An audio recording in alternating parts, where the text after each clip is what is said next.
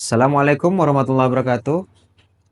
Perkenalkan saya Dr. Hasroni Fatur Rahman, spesialis urologi dari bagian bedah di FK UMSU. Jadi pada hari ini kita akan membahas materi tentang colok dubur atau rectal tuse atau digital rectal examination ya. Ini berguna untuk mengetahui khususnya apakah ada kelainan prostat maupun kelainan di bagian rektum ya.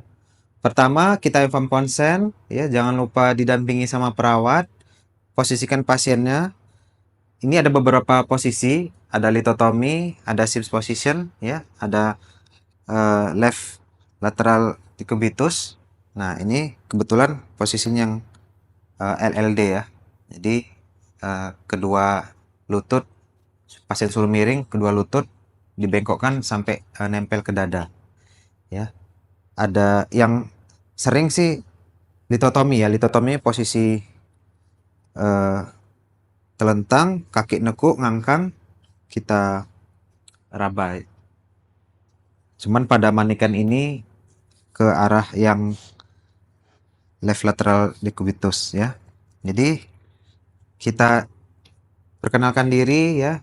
Kita kasih tahu tujuannya mau ngapain dengan cara memasukkan ujung telunjuk ke dalam lubang anus. Ya, jangan lupa handscoon.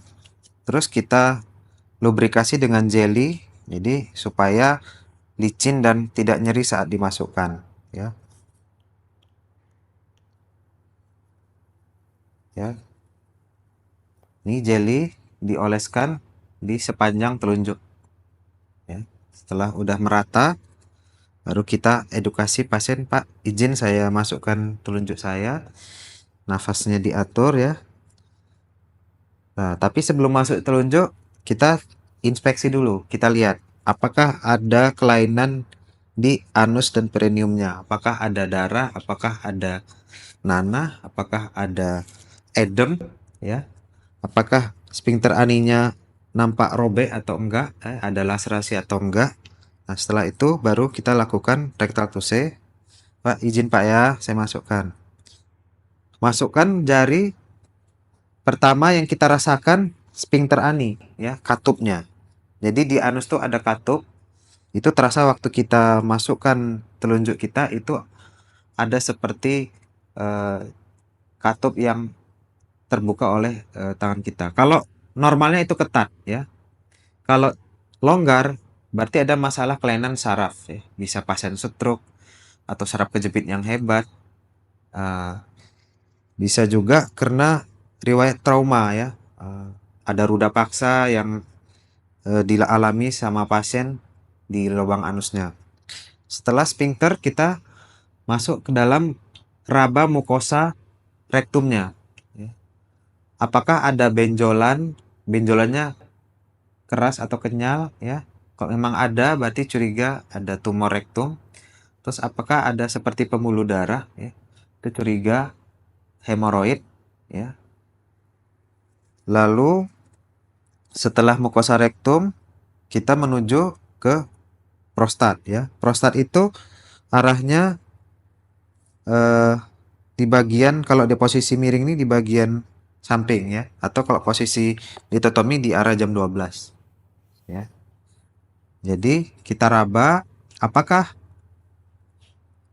teraba sulcus. Sulcus tuh ini ya, celah.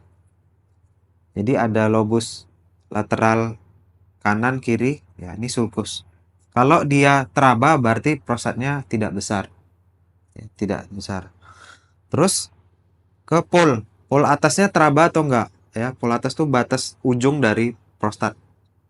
Kalau dia teraba lekukannya, polnya ya. Bayangkan ini teraba, berarti dia eh, tidak membesar ya. Tetapi kalau tidak teraba berarti dia membesar. Semakin dia tidak teraba, semakin besar.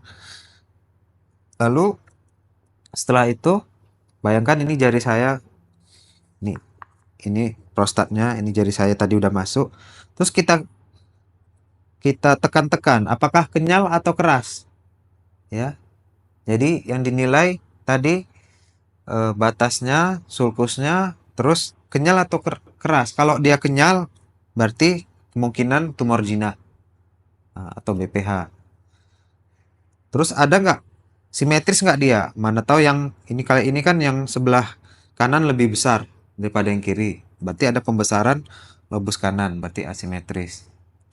Kenyal, asimetris, kemungkinan BPH. Ada kelainan lain juga, pembesarannya di dua ini, dua lobus. Nah, ya. Kalau ada, berarti dua-duanya yang membesar, ya. Dan kita tekan kenyal atau enggak. Teorinya sih kenyalannya seperti ujung hidung. Kalau keras tuh seperti ngeraba tulang hidung. Atau ada juga yang bilang kalau kenyal seperti apa namanya di bawah jempol ini. Kalau keras seperti bagian yang ada tulangnya. Ya, contohnya seperti ini. Ini curiga ada benjolan yang sebelah lobus, lobus kiri, ya keras. Ya, kurang lebih kalau kita RT teraba seperti sensasi ini. Jadi bisa kita bedain. Kalau dia yang udah berat, udah kena semua lobus, nah ini dia contohnya. Jadi di semua yang kita raba itu keras dan berbenjol-benjol. Itu interpretasinya ke arah keganasan atau kanker prostat.